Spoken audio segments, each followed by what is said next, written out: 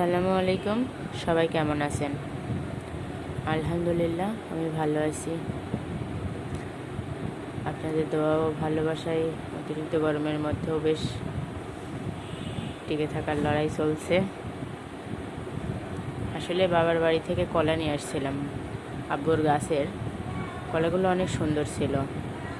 আমও নিয়ে আসছিলাম, এর মধ্যে লিচু ছিল, এটা সেটা অনেক কিছু খাবার ছিল।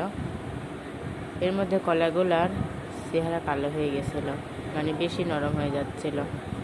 ওটা তো আর খাওয়ার মতো থাকে না, মানে বিকল্প কী উপায়? ভাবলাম যে বাচ্চাকে কয়েকটা বড়া করে দেই এটা দিয়ে। যেমন ভাবনা তেমন কাজ। কলাগুলা ছিলে ময়দা দিয়ে আর আটা দিয়ে, কয়েকটা কালো জিরা, চিনি আর একটু লবণ দিয়ে সুন্দর মতো মাখিয়ে তেলে ভেজে নিলাম। রেডি হয়ে গেল আমার কলা বড়া। আসলে বাচ্চা এগুলো পছন্দ করে, আমার ভালো লাগে না খুব একটা। ওর জন্যই করে রাখলাম, যে নষ্ট হয়ে যাচ্ছে। অন্য সময় তো বাসায় কলা আনতে আনতে শেষ, এখন আমের সময় সাথে আম আছে জন্য কলার প্রতি অত গুরুত্ব ছিল না, এই জন্য নষ্ট হতেছিল।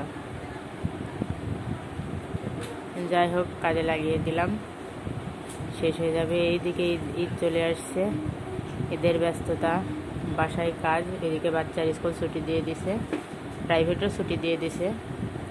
একটু ফ্রি আছি ওই দিক দিয়ে, এখন বাসায় শুধু কাজ। তারপর জিলহজ মাসের রোজা রাখা,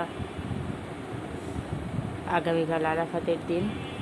আপনারা সবাই রোজা রাখবেন, চেষ্টা করবেন, আমার জন্য দোয়া করবেন, আমাকে সবাই সাপোর্ট করবেন। আর আমার ছোটো পেজ, আপনাদের দোয়া এবং ভালোবাসা সাপোর্টেই আমি এগিয়ে যেতে চাই। সকলে ভালো থাকবেন, আমার জন্য দোয়া করবেন।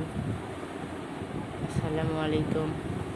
সবাই একবার ট্রাই করবেন, দেখবেন এটা খেতে কেমন লাগে, জানাবেন অবশ্যই।